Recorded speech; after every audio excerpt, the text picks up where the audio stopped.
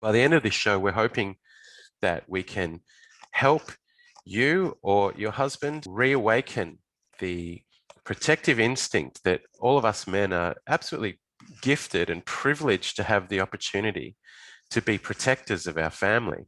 And it's a wonderful gift that we have as men. But there's a lot of forces working against us taking up that role. And we're going to talk a little bit about that today. Hi, everyone. Welcome to the Love Safety Net. Welcome to our new podcast. It's the second installment in our podcast series called Reassessing the Sexual Contract. And with me today is my beautiful wife, Kim. Kim, can you hear me? We good? Yes, yes, I can hear you, Steve. I love Fantastic. this new setup. Really great idea. Thank you. We don't have to squeeze into the one shot anymore. No. It's much more comfortable. So hopefully everyone's going to enjoy the program. Today, we're talking about a very serious topic. We know that most of our audience is women. And if you are and you have a boyfriend or a husband who you think might need to hear this show, we'd really hope that you share it with him. Our intention is that lots of men are going to listen to this show today. So, the Kingdom of Bastards, what are we talking about? Why does the marriage contract matter to women and children and the world? So, the sexual contract that we're reassessing now, what is it about a kingdom of bastards where we have one particular man thinking that he's hit the jackpot or won the lottery because he gets to sleep with a lot of women, right? Imagine that. A guy gets to sleep with as many women as he wants and just has as many children as he wants, and bastard children all over the town and all over the countryside. Why is that such a terrible thing? I mean, why can't a man just enjoy that kind of sexual freedom? Well, let's talk about that. Kim, we came up with this topic today, Kim, this heading today, The Kingdom of Bastards. It was based on a fascinating book called The House of the Spirits. Can you just give us a quick overview on why that book was so important to the work that we do now? Mm. Well, it was such an amazing book. I mean, Isabel Allende just shot to fame from her debut novel, which really doesn't usually happen. I think someone, I can't remember who said it, but a very famous novelist said, now the perfect novel's been written, we can all just relax and not have to worry about writing anymore. It really tells the whole story of this man who really works very, very hard. He builds this beautiful house in South America. He clears the land. He works really hard, except he's raping and sexually exploiting the local peasant women who he finds easy to overpower. And what happens is that by the time he does find a wife who he really treasures, and he has children with her, they are really quite blind and unaware of the envy and the just really dangerous landscape that they're actually living in. And that unfolds as the novel unfolds. So, I mean, really, the answer is just envy. I mean, our work is based on emotional intelligence, and envy is real. And, bastard can be a loose term these days because a lot of people don't marry at all and they still are a family unit and they still look after their children. And I'm not calling those people bastards. Yep. I mean, I think that the whole reason that we think of the name bastard as such a bad thing is because of that situation where if a man has a family that is his real family, and that may even be a second family, he leaves his first wife and then has a second wife and a second family, and neglects his first family and just treats them like that was all sort of some kind of mistake. It really does create a lot of envy and a lot of anger and really just so much animosity, and really does threaten the wife and the children of the family that he loves the best. Right. So it's a real situation where envy is a really important topic you raise there, because that's a highly emotionally charged state of mind to be in, right? So envy has its own kind of velocity and its own influence on our decision making, and it creates hardcore resentment, I guess. So if a man is in a situation where he thinks that his joy is outside of his own family, well, that's creating the potential for competing interests. So if a man is looking for sexual gratification somewhere else apart from his wife, that creates not only a split off of his time and attention, but it also creates this And kind of, money. and money, of course, it creates this competitive environment with other people that aren't necessarily connected with each other, or Mm, perhaps shouldn't be connected with each other. mm. And if his wife is unaware of this, which often they are, it leaves them incredibly vulnerable. Yeah, so we were talking earlier, Kim, and before this program, and we were talking about awakening the parental or the protective instincts of that a man is gifted with, as I said in the intro. At this point in time, we have a lot of people feeling as though their treasure in life or their rewards in life is something outside of the family. Let's just talk about a common scenario here. I think that a lot of us are not really prepared for the complexity of a relationship before we begin. If you've never been in a relationship, you don't know how complex it is. And you only Mm, find out how complex it is once you enter into it and stick at it for a while and realize how complicated it is. But there's a common saying, and I'm trying to just present a common sort of mindset here that's spoken amongst men, particularly here in Australia. There's this idea that working through problems in a relationship is a drama, let's say. I mm, don't, men will say, I don't want the drama of having to talk to my wife about having to deal with this negotiation. I want to do this and she wants to do this, but she gives me nothing but drama, which is a mm, terrible way to present it, because it's not actually true. Drama is mm, something quite separate. A complex negotiation in a family is really difficult. And of course, it's very difficult for everyone to get what they need. mm. But two heads are better than one. And that's also the real joy and the satisfaction and the meaning of a relationship, is where you do get to that point where you can negotiate and even realize that if you strongly disagree about something, well, you probably have an opportunity to come up with a fantastic creative solution. Right, absolutely.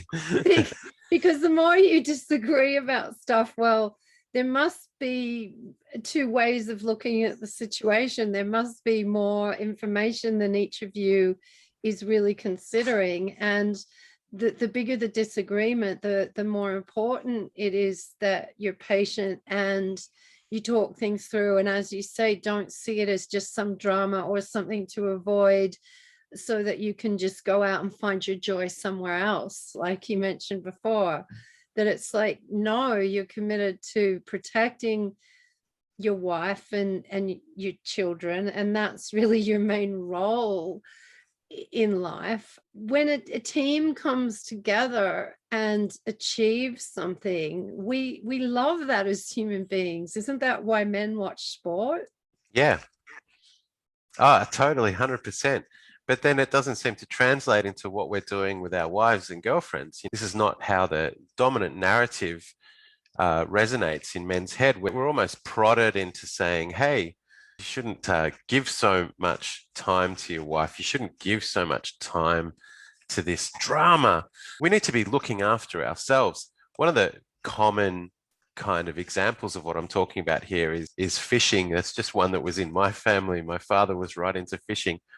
It was just an excuse for him not to liaise with the rest of us. I mean, it was a serious distraction. He had his joy in fishing. Everything was about the fishing trip. He'd work very hard and provide for us, my sister and I, and that was all okay. But this fishing thing was where his joy was. It was separate to us. It was something that he did with his friend and his father, my grandfather. So, but that became a competing interest. And in my family growing up, that became a very serious problem to the point where my parents actually separated when I was quite young. But that's just an example of where I think we're going here. If our joy is focused outside the family, and that becomes a competitive arena for the other parts of the family dynamic that needs to evolve. And when we talk about the dynamic evolving, what we're really talking about is men being able to, patiently and respectfully negotiate what needs to happen within our family, the family decisions. Two heads are better than one, as you said, Kim, giving it that time to happen. Because if we don't have that as a focus, if men don't have that as a focus, well, we're very easily lured into a new kind of mindset, which says, hey, you should just go and look after yourself. Why don't you go fishing? Why don't you go to a bar? And for me, it was going to bars. I loved going to bars, pubs, drinking beer, watching the sport, being with guys. That was my joy. It's like, I don't have to deal with the kids and Kim for a while. I'm just going to be here and I'm just going to be a bloke and talk shit, talk shit to the blokes, which is sort of, code for just wasting time, basically, and not putting enough time into it. So this does relate to the kingdom of bastards, because what we're saying is that our interest and our time and our priorities as men, as husbands and boyfriends and fathers, needs to be primarily focused on protecting what we do have, which is a relationship with our wives. And we were talking earlier before, Kim, about the bull, the example of the bull. What does the bull do? He stands around in a paddock eating grass all day and not really doing much at all. But then, his role is to protect the flock. Herd. The herd. That's the one. To protect his herd. And so it's not just his herd. I think we sort of thought about this. It's a good example of domestic heaven, that our family is something that we can protect and that we're instinctively wired to protect that. And that's a beautiful role. Okay, it does cause some conflict at times, but it's real. Don't all of us crave that somewhere inside, that domestic heaven? I think so. How we treat cattle and whatever. Maybe that domestic heaven for cows doesn't exist, but it's a nice picture of, you can really imagine that the bulls just protecting the cows and the calves, and that's just so necessary. And with men, I mean, you mentioned the examples of fishing and going to bars and whatever, and that's really astute, that really anything that's you're treating like has more joy in it than your family is putting that at risk, because you're not there protecting them, you're not there involved in their lives, you're not there seeing what's going on in their lives. And really, particularly when you have children, and you need to be aware of what's happening in their lives. A lot of men will treat women like they're just crazy psychos because they're not happy with a relationship where the guy just comes home and expects to be fed and expects sex.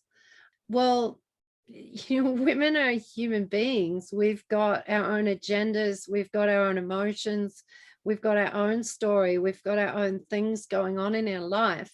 And we really do expect that our husbands are going to be aware and interested about those things, and particularly seeing when we're in trouble or when we might need protection and when we might need help, rather than just coming in and expecting, hang on, is the house clean? Am I getting my food? Am I getting am I being worshipped and looked after here? Is this all to my standards? Which can really bring this very judgmental attitude into the home environment with men. And being judgmental is really the opposite of being protective, isn't it? Yeah, 100%. And that's that's where I think it's really important that we make a distinction here. What you were saying, Kim, was really interesting because I think what a woman does expect from her protective husband is that she will be protected by him exclusively. Like this is an exclusive contract. This is the expectation that we have of each other. And Mm, I know there's people that talk a lot about how open relationships can work. I don't see any research that supports that. I don't know of anyone that really can really claim that that's a very good way of looking at things or a nice way to build a platform for society. I just don't think so. If we're talking about reassessing the sexual contract here, we really should be upfront, 100% down the line, unequivocal that a relationship between a man and a woman should be exclusive. And that's what a man needs to get through his head. But what does happen in society is that we are bombarded 24/7 with the objectification of women.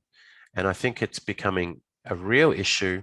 It's not just rhetoric to say that we've got to confront the sexual objectification of women in society. It's like it's a cultural crisis now. It's beyond a boutique sort of interest for people that like to talk about things. This is mm, seriously a crisis. Kim, yeah. we've worked with hundreds, potentially thousands of people over the last decade and a half, where you've heard story after story after story of how infidel, not just strict infidelity of a sexual kind, but where a man's interest will deviate away from his family and Mm, cause the most extraordinary chaos yeah. that Mm, will radiate out into society, not just for the family. mm. Getting back to the theme of the kingdom of bastards, it's like if you can see that fishing or bars or even just any interest that a man really considers, there's more joy in it than being at home with his wife and with his family. If you can see that that is potentially leaving his family at risk, well, how much worse is it when infidelity comes into it, where the guy is not just going to bars or fishing, but he's looking at porn and he's having affairs. And but that's just standard in our popular culture at the moment. It's just considered, that's just the norm. Oh, getting the opportunity to have sex with some random woman is getting lucky, isn't it? Mm. For guys. I mean, how can that be luck? It's like, that's like the potential dangers involved for his wife and for his children. I mean, that's just how far off base we've come with all of this. And we watched a great movie the other night. I mean, they called it it's the marketing holocaust is what's going on in the world. And if it's not addressed, I have really grave fears for the world in how much it is just 24/7 all around us, women being objectified as sex objects, as just people to provide food for men, but that still can be disrespected and just put down, and really just have their feelings and their needs completely ignored. How far is that away from the picture you were giving, Steve, of the bull protecting the herd? Yeah, It's like, 100%. how do we flip this switch in men to show them where their joy and their meaning in life and where their purpose really is? I don't know. Well, I'm not a man. You have to tell me. How do we flip the switch? What's flipped the switch with you? well, there's a couple of ideas, and I think one's important that you explain, Kim, because you've written about this in your books in the past and in your blogs. The I guess the concept put forward by Jung, or the premise put forward by Jung, that a man needs to rescue his own woman inside himself, or his anima. Can you talk a little bit about that? I think it's a really important first step to answering the question you just asked. Sure. I haven't written about that in my books. My books are more about emotional intelligence and psychology, and I'm certainly not an expert in Jung. I hope I get this right. But I know there's stages in the development of the anima in a man, just like there's stages of development for the animus in a woman. We all have that other side of us. And if we don't liberate that other side of us, we really don't reach our potential and don't find a lot of meaning in our lives. Mm. And the first stage for men is really very two-dimensional. The woman is just the picture, the porn image, and she doesn't have a voice. She's just the pretty woman that he's attracted to. And it's very important she does find a voice, but she also needs to be rescued. And I can't remember which order those stages go in. Right. But I know that the imagery is really clear. Is that all of the fairy tales are based on it, or so many of them. Rescuing the damsel from the tower, rescuing her off the train tracks, the man rescuing the damsel in distress. And I think that's just happening really worldwide now.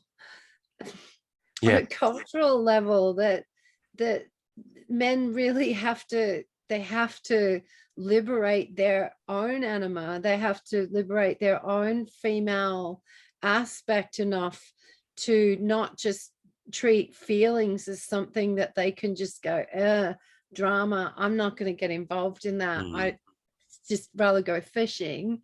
Well, because all that does is make you an emotional idiot, Right. And I mean, judgmental. like my book, Emotional Stupidity, it just, there's just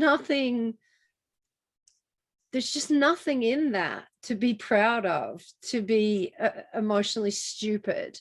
And yet we see emotionally stupid men constantly now, constantly in their behavior. Our politicians, the leaders of corporations, they're just doing emotionally stupid things. The lengths that they will go to avoid sitting down and having an emotional conversation with someone and just following some emotional logic in terms of being able to empathize and put themselves in the other person's shoes for long enough to come up with a higher level of understanding that solves the problem. Yes, it takes courage. Yes, it takes a little bit of skill, but we can all learn this. And emotional intelligence is something that you don't even peak in your ability to learn these skills until you're in your 40s. It's like, it's not too late. And even when you're past that, it's not too late. That's just when it peaks. How do we awaken the men to say, it's time that you save your wives and your mothers and your daughters from the train tracks, from the tower, and give her a voice and actually let her have the important role in your life that she wants to have, because she probably really loves you and cares about you and has all sorts of stuff to offer you. And if you let your two heads come together in your decision making, amazing things will happen in your life that you could never have imagined on your own. Well, it's a wonderful first step, I guess, Kim, if we can get to that point where we can understand that there's a negotiation that needs to happen in a relationship, that we have to first. So negotiations based on understanding each other, I guess, is one of the steps in a negotiation, but also having compassion and empathy for the other person.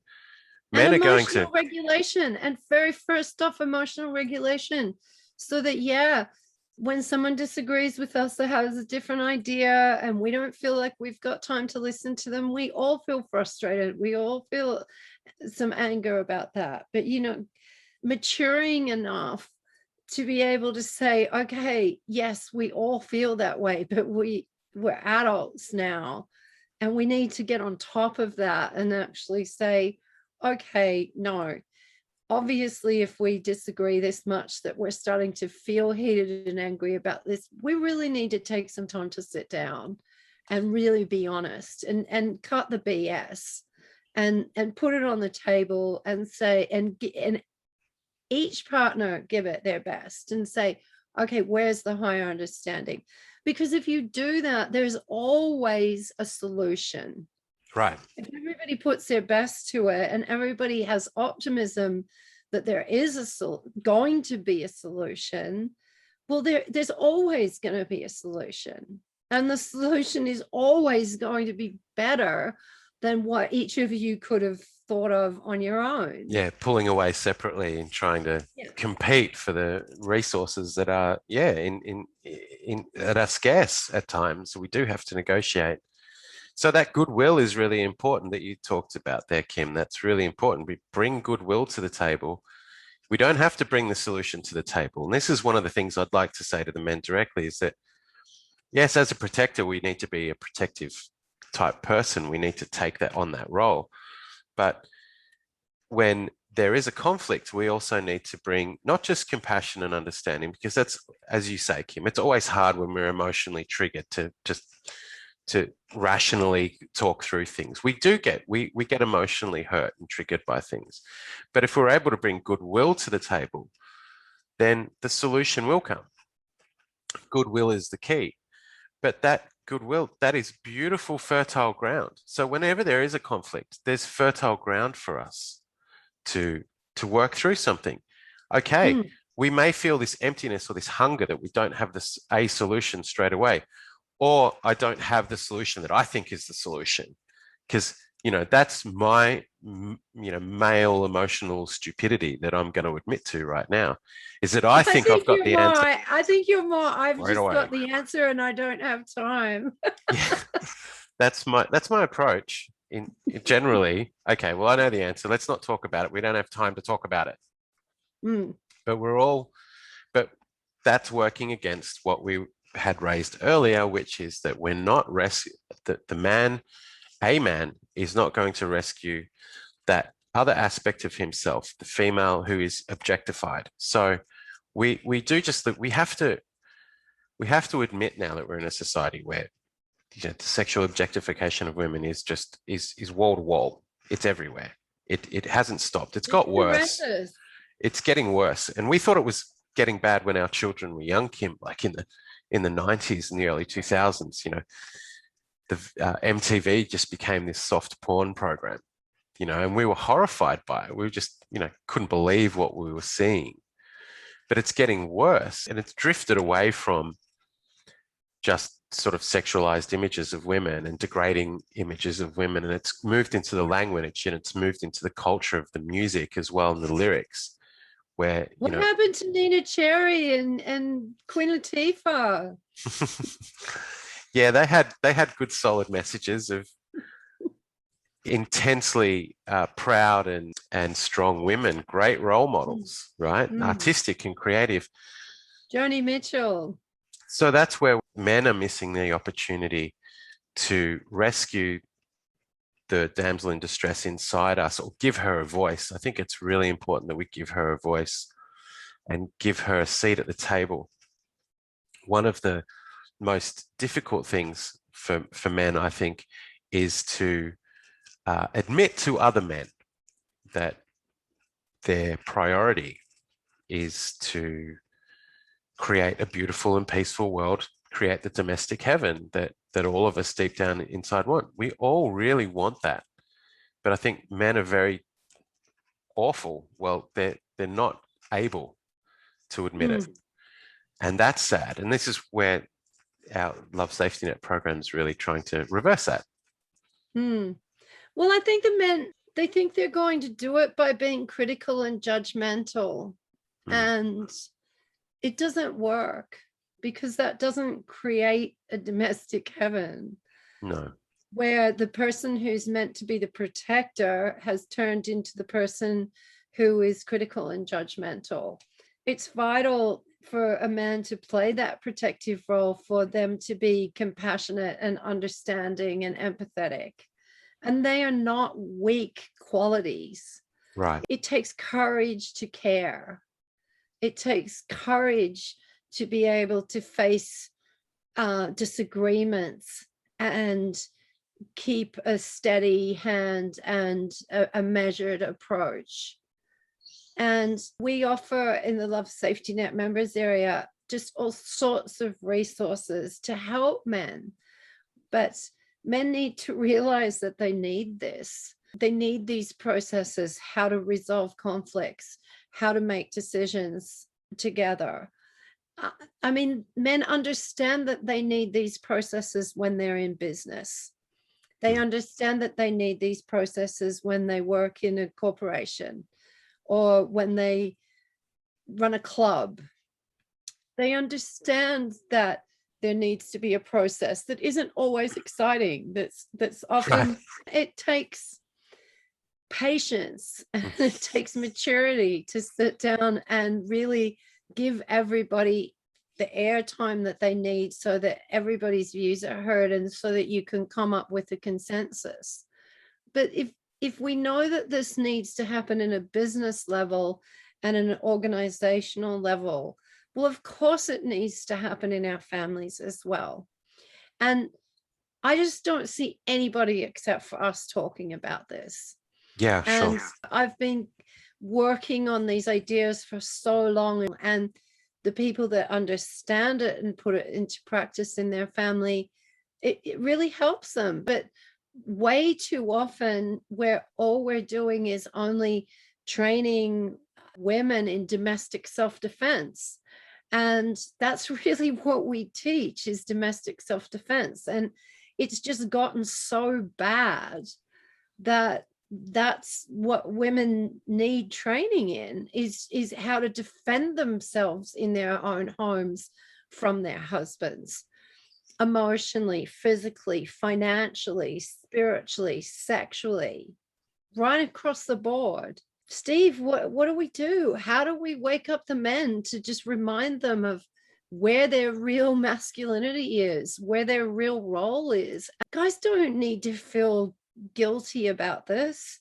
You've been so brainwashed by people that want to sell you a Lamborghini and a bottle of scotch and way too many drugs. And I mean, the things that are being pushed on men out there 24/7 are just unreal. Occult sex rituals.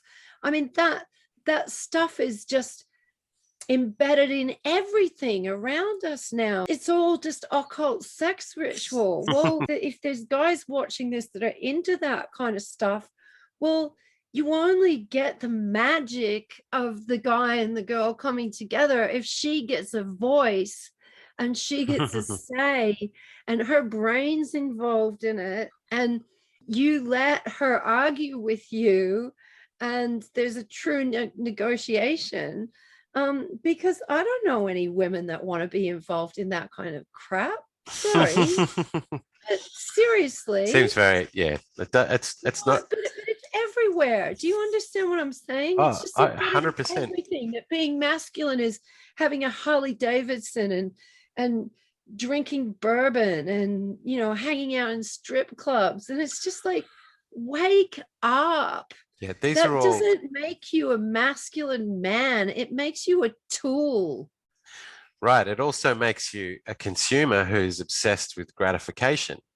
So what Kim and I teach is about saying, okay, you can't just blame someone else for your problems. You really have to take stock of what you're doing, but you have to be aware of what's going on around you as well. And what is going on around us is that there is this obsession with consumerism, and the people that are marketing those items you were just as long talking as it about, makes money, it's all fine. Yeah, that's right. Makes money, it's great. Made $1 million last year. It's fine. So we're all good. Oh, you must be a legend. Yeah, it doesn't matter if it's Harley Davidson, like you say, or a visit to a prostitute or a strip club, or if it's a donut, or if it's having an affair with another married woman. So it's all on They got apps for that now. Right. But that's gratification. We're being sold this instant gratification, which is the opposite of what we were just talking about, Kim. We're saying, okay, there's no instant gratification when there is there's a serious conversation that needs to happen within a family. But we're in this better position. We're in a better position to realize this fertile ground for now. It's very important we don't say compromise, Kim, right? Because this isn't, developing good negotiation skills within your own relationship is not about compromise. And I think that's what you've made that distinction before in a previous program. You want to mention that again? It's really important distinction, I think. No, compromise means that you really haven't done the negotiation properly. It means you haven't given it enough time, because it shouldn't ever be a compromise. Compromise is only just going to lead to conflict down the road. It means it's the melding of minds. Negotiation is better than sex, because when you get good at it, isn't that true, Steve? True. Because when you get good at it and you really are able to be intimate with each other and really sit down and put your ideas on the table and see that where there's disagreement, there's also opportunity for maybe a really higher level of understanding to come in than what you had before. It's not about compromise. It's coming up with better solutions than you could have come up with on your own. Right. And if you can't do that with somebody, why marry them? Seriously. Well, I think then the answer to that question is that I think a lot of men are sold the idea that they can just get married. Oh yeah, I'll give it a shot for a while. I'll do my best, I'll do whatever. But I'm going to leave the door open for when things get tough and when I don't really like the way things are going. I'll just leave the door open and I'll go and screw someone else. Yeah. This is an important part of our podcast here, and this is the whole theme of it, that creates this idea of the conditions or the scenario for the kingdom of bastards to happen. It's where a man is... And we're living in it. We're living in the kingdom of bastards. 100%. A man's taking his hat of responsibility and he's throwing it in the fire. He says, I don't need to be responsible for the woman and the family that I've said that I'll live together with forever and ever, and in sickness and health. And he chucks that responsibility away.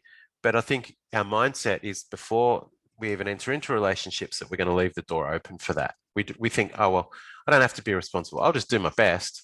But if it gets too hard, I'll just disappear and I'll just, dump everything. Go fishing. That's the one. But I mean, it's almost become an overt aspect to modern society here in the West. Anyway, I can't speak for. It's just standard. It's just standard.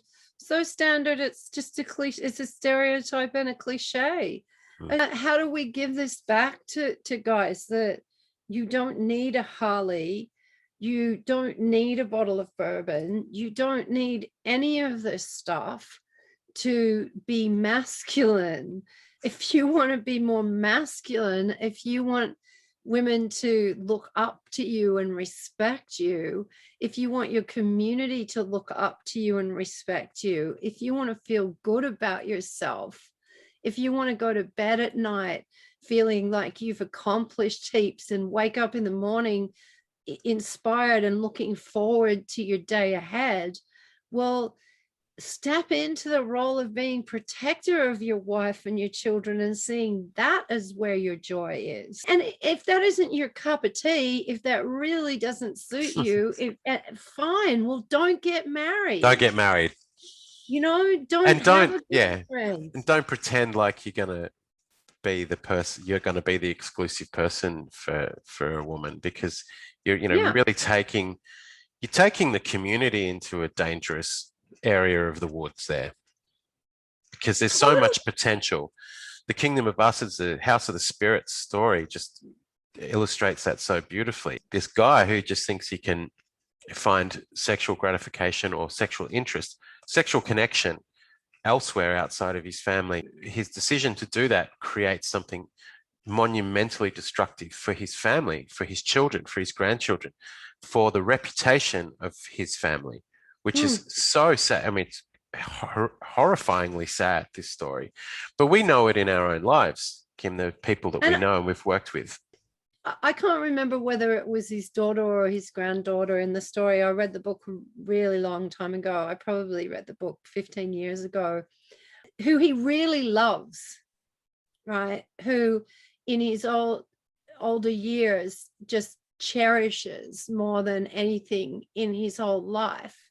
She doesn't become aware of this situation of all of these bastard children that he's sired in the area where they live until she's taken hostage in some political Yeah, uprising. conflict, Yeah. uprising, war that's going on. This is all set in South America. And they're torturing her, and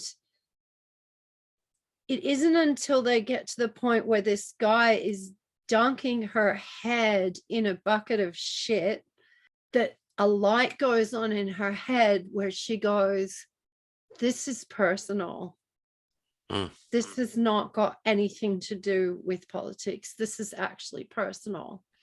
Yep. And she doesn't even know why it's personal, because she doesn't know this guy. She was the innocent party. Know this guy who's torturing her. Horrible. She doesn't actually know that he's her half brother. It's just horrifying. It's just absolutely horrifying.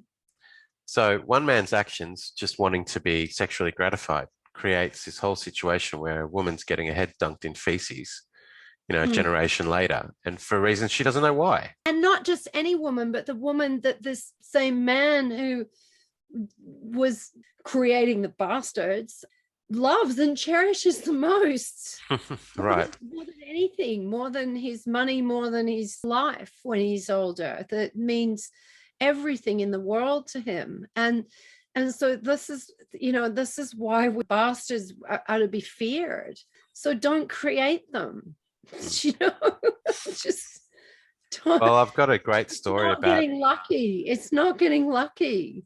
It's almost as good as your story, Kim, about that book, but there's a story, and I can't point to the exact veracity of the truth in this at all, but there was a particular region of the world where one particular ruler had a law that said that he's king and that he can basically have as many wives as he wants.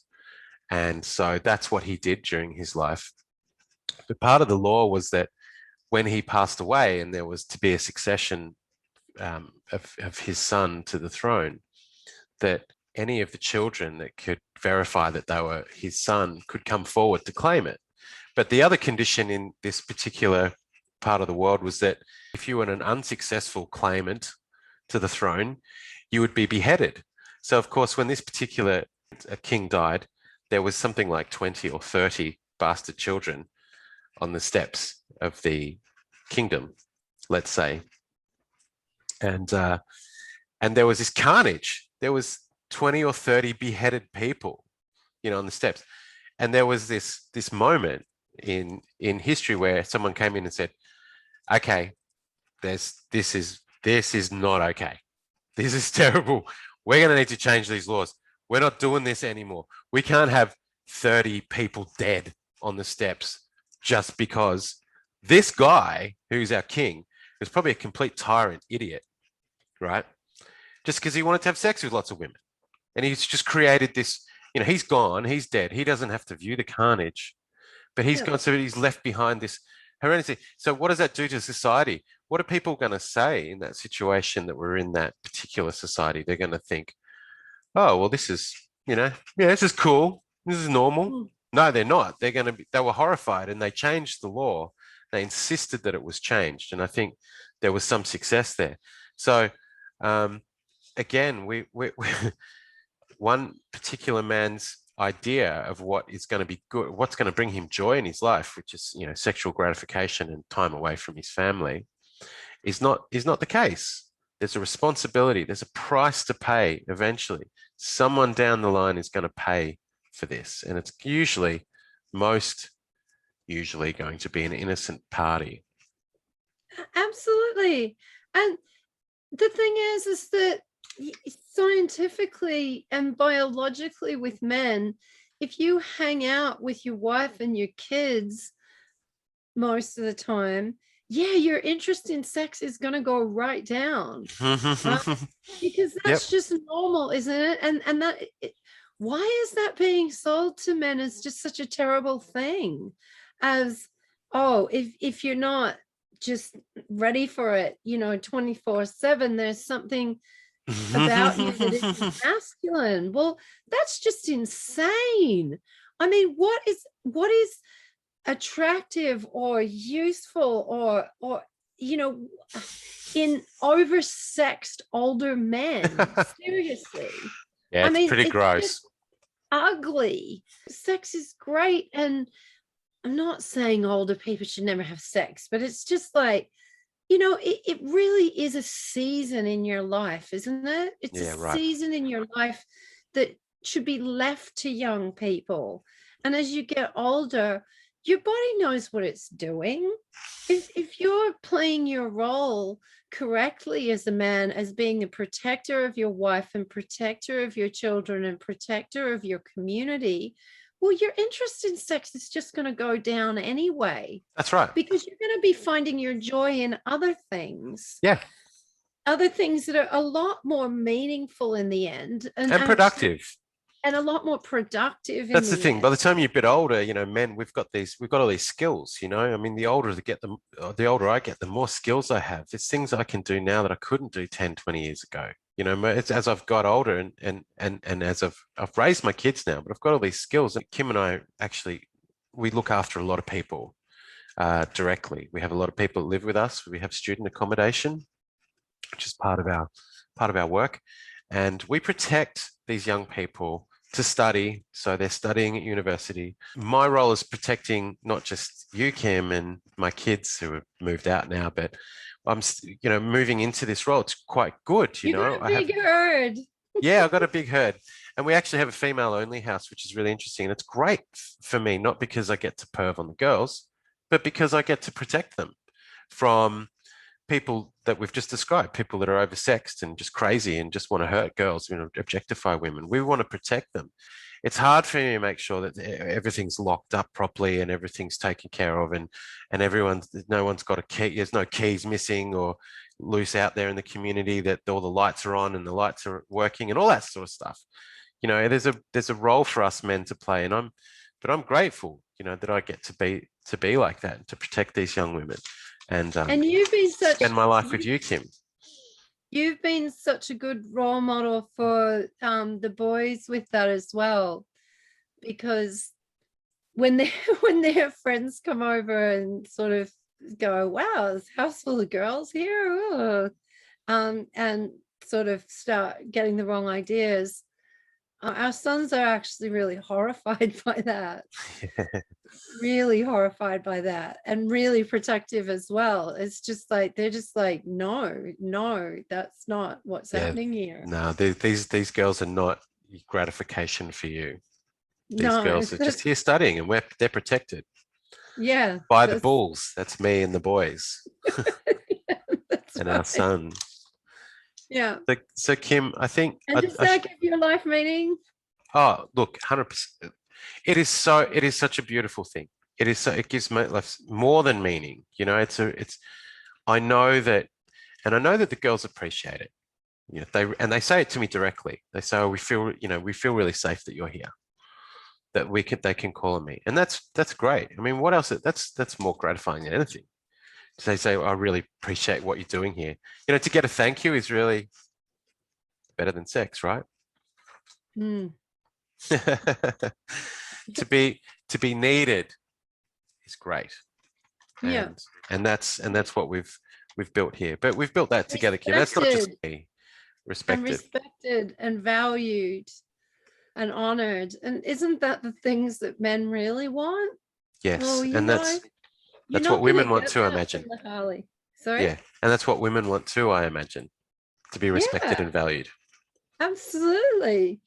And that's why the men out there, they have to rescue the damsel in distress, whether it's in themselves or whether it's in the world around us. It's just who's going to protect the mothers, who's going to protect the daughters. It's got to be you guys. And I would even go as far as saying, protecting them from standard psychology from the whole Freudian idea that you can blame everything wrong in the world on mothers. Well, where are the guys that are standing up and saying, hey, wait a minute, like this is like really, like every mental disorder that anybody ever has is because their mother did something wrong, and It's it would rather have to be a guy who came up with that idea. It would have to be, wouldn't it? it's I a mean, rather simplistic seriously. view of the world. Hey, us guys like simplistic, you know, solutions, but that one was a bit of a shocker. And that's reverberating and hurting us. Oh, it's like religion now. Everybody just takes it for granted. If I'm hurting, if I'm upset, if there's anything wrong in my life, it must be because of something that my mother did to me. Everybody just thinks that now. It's just, where are the men that are going to stand up and actually start defending mothers and start defending their wives Well, and I hope start saying, no, come on, like this is like, really, that was not your mum's fault. Do you know that really I had something to do with that as well, or whatever, well, I on hope the whatever men level well, the men have to start defending us. I hope it's the men that are listening to this show who are going to be the people that are going to stand up and take the baton that we're passing to them now, Kim. Because it's really important that we reassess the sexual contract. And today's episode was about the horrendous nature of the kingdom of bastards, which is a reality on many levels. We've got 3 more shows in this series called Reassessing the Sexual Contract. Our next show is called Dangerous Parental Grooming, How Rape Culture Raises Children. We won't do any teasers about that now, Kim, because I know that we've got a bit of a time issue now. But we've also got another program after that, which is called Domestic Self-Defense, and Kim already mentioned that in today's program. The last one in the series, and these are all coming over the next weeks, conducting a sexual relationship that improves over time. And that's really what we're trying to get to. I mean, what the byline for that last one is reassessing the benefits of monogamy for men. So the benefits of monogamy for men are extremely important. Hopefully today's show led to some of those concepts being shared with you, and hopefully this is a call out to all you guys. If we haven't awoken something in you today, please forgive me, because my intention was to awaken something in you, which is to not be necessarily like a bull that's going to charge at everything. You have to be measured, and you have to really know what you're protecting. What you are protecting is something so precious that is so easily broken and you can so easily chuck away. To have a relationship outside your family is something that is going to not just hurt one person, it's going to hurt a whole range of people, and it's going to destroy your reputation as well. And you're It's not probably clever. gonna it's probably gonna end up hurting the people that you care about the most. That's right. And it's not clever. There was a great movie a long time ago called The Big Easy. And it was a little bit, I mean, without going into it, it's kind of like, it's really easy to have sex with someone. Like, it's not hard. It's not complicated. It's not clever.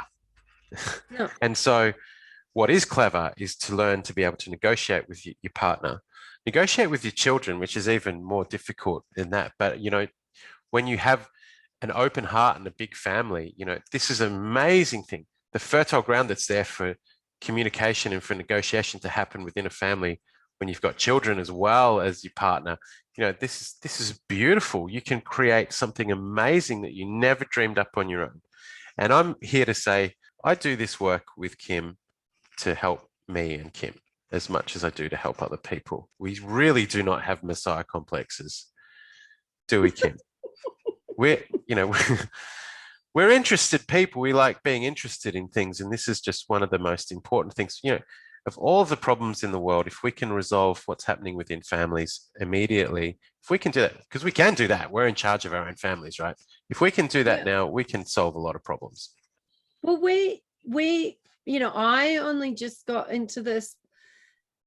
We both really decided to get into this in the beginning after we just had the most dreadful relationship in the world. And when I discovered emotional intelligence training, and started applying that to our relationship instead of psychology, instead of the, mums to blame for everything craziness that psychology, not all of psychology is based on. And there's a lot of really good ideas in psychology, but there's also a lot of stuff that, a lot of people who study psychology study it because they actually want to solve their own problems. And Right. then they don't. The psychology they learn doesn't solve their problems.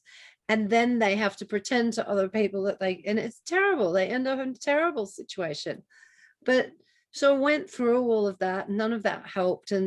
But when I discovered emotional intelligence training and I had to read through all these really thick books because none of it was really directly aimed at families. Most of it was aimed at corporate leadership training, and sort of condensed all of that and reworked it to fix our marriage. And then when that worked, it was kind of like we felt guilty, didn't we? We just went, hang on, there's so many people out there suffering. Should we just enjoy ourselves and say, hey, well, we just found this little treasure and we'll just keep it to ourselves? No, we actually just ended up saying there's just too many people suffering out there. We've got to share this. And we're not experts. We're just people that have lived through it. But by this stage, I've written a fair few books and we've done, a couple of audios together, and how many articles and podcasts, I don't know. I'm doing it for a long time. So I really encourage, I'm sorry to interrupt you there, Kim. I really encourage, if you're interested in get in contact with us. We do have a members area, which is really, really useful for people. It's a beautiful community in there, very, very supportive people, including Kim and myself. And if you are interested in that, we do have that on offer. There's various ways you can get involved. Hit us up. You'll find our link somewhere close by to wherever you're viewing this podcast. Kim, our time is up. It's been beautiful talking to you. I hope it's lovely to talk to you in your office with your beautiful environment around you. Yeah, this is really cool. This was a really cool idea of yours. You're Thank you. upstairs and I'm downstairs. Yeah, and we don't have such sore backsides at the end of it, hopefully, when we have to jam in next to each other like this. Ugh. Yeah. And figuring out whether we're talking to each other or whether we're talking to Yeah, all the head turning. Great. Listen, Yeah. everybody, thank you very much for tuning in. Please share it with as many people as you can. Let them know about Kim and Steve. Share it with the men. Share it with the men. You can see us on the lovesafetynet.com or the NC Marriage. That's NC, that's November Charlie, the NC Marriage. Have a look. Check us out on Facebook, on Twitter, on YouTube, and subscribe and do all that stuff that really helps us. Thank you, everybody. Have a beautiful night.